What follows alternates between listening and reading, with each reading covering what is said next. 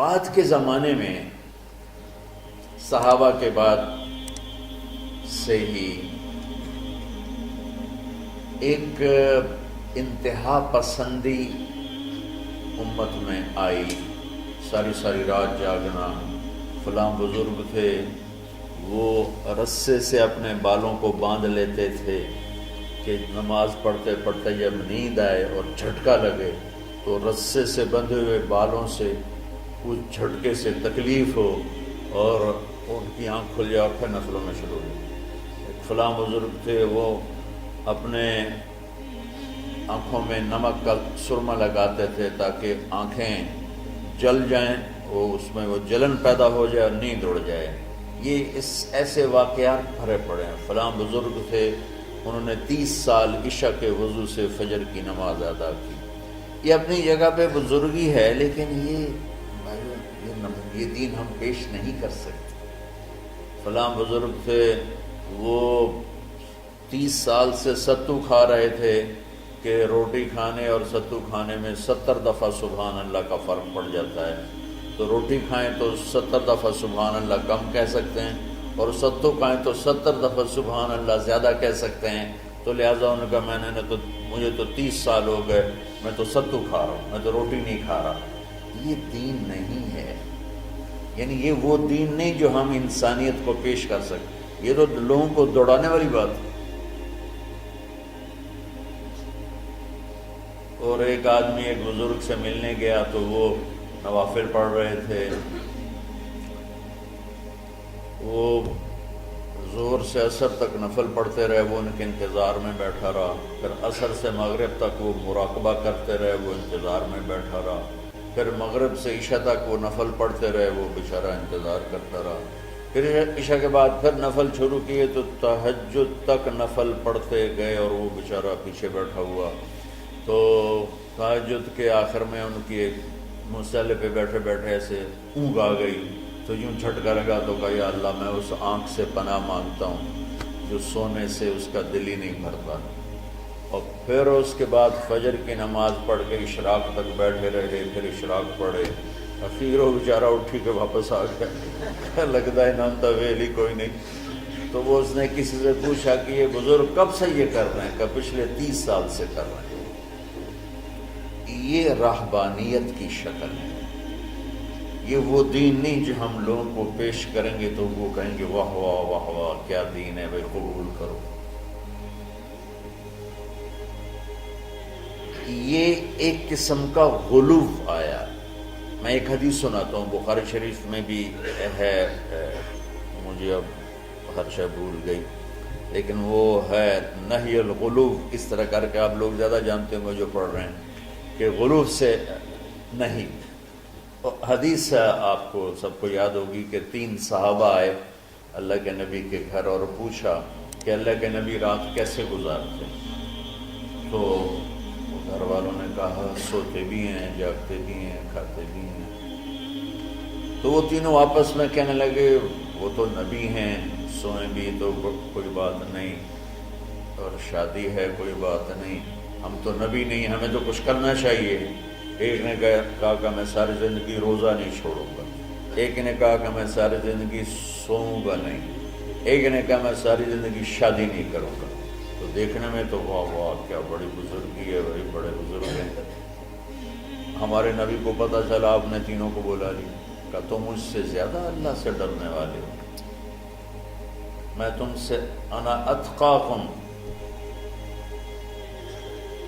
یا اخشاکم، الفاظ آپ لوگوں کو زیادہ یاد ہوں گے لیکن مفہوم میں صحیح پیش کر رہا ہوں۔ آپ نے کہا میں تم سے زیادہ اللہ کو جانتا ہوں، تم سے زیادہ اللہ سے ڈرتا ہوں، میں سوتا بھی ہوں، میں کھاتا بھی ہوں، میں روزے بھی رکھتا ہوں، میں چھوڑ بھی دیتا ہوں، میری بیویاں بھی ہیں، میں اپنی بیویوں کے پاس بھی جاتا ہوں۔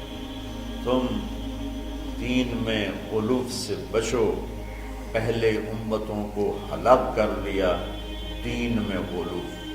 دنیا میں غلو یعنی انتہا پسندی، ایکسٹریمسٹ ہونا، دنیا ہو یا دین ہو، دونوں میں اعتدال بچو، اللہ تعالیٰ کو پسند۔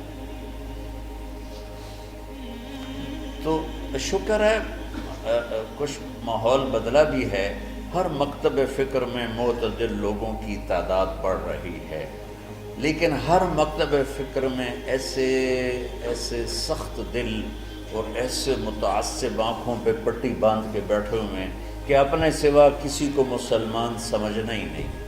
اچھا دیکھو تم میری اولاد ہو، اللہ کا واسطہ دیتا ہوں، اگر تمہارا میرا کوئی تعلق ہے، پتہ نہیں تمہارا مقدر تمہیں کہاں کہاں لے جائے، کس ممبر پہ بیٹھو، کس مسند پہ بیٹھو، کس درس کی مجلس میں بیٹھو، لوگوں کو دین پڑھانا،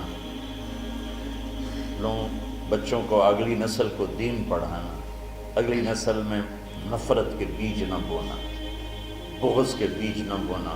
میرا رب بڑا کریم مہربان ہے۔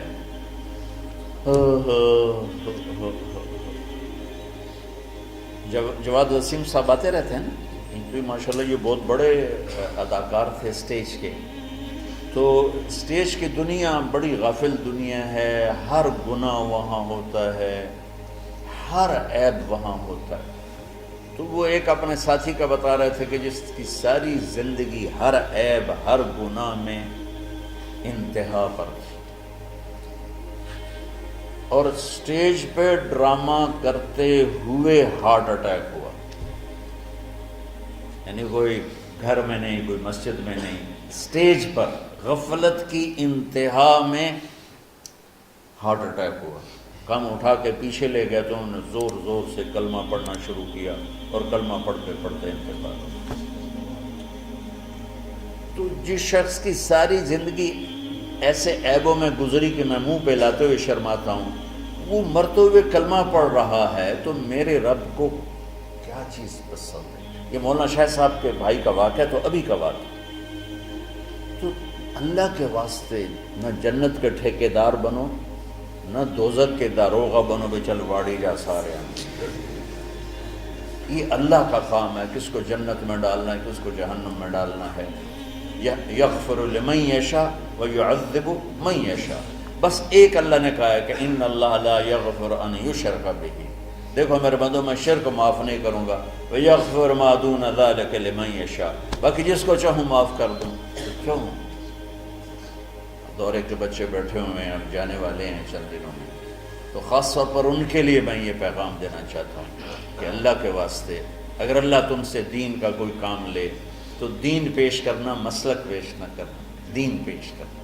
امت مسالک میں بٹی ہوئی ہے، مختلف ہر ایک کی ترجیحات ہیں، میں اپنی ترجیحات جو میں صحیح سمجھتا ہوں وہ میں آپ پہ لاگو نہ کروں۔ ایک مثال دے رہا ہوں کہ اس کی مثال کیا ہے کہ میں کہتا ہوں بچوں نماز پڑھو، ٹھیک، یہ تو ہے دین۔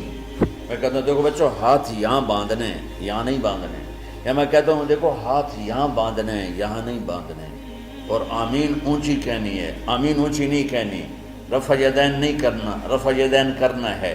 یہ مسلک کی تبلیغ ہے، دین کی نہیں۔ ہر طرف، دونوں طرف صحیح احادیث موجود ہیں۔ میں نے اس کو لے لیا، مولوی سعید نے اس کو لے لیا، تو اس میں لڑائی کی کیا بات ہے؟ تو امت مختلف مکاتب فکر میں بٹی ہوئی ہے، اللہ تمہیں توفیق دے تو دین پیش کرنا،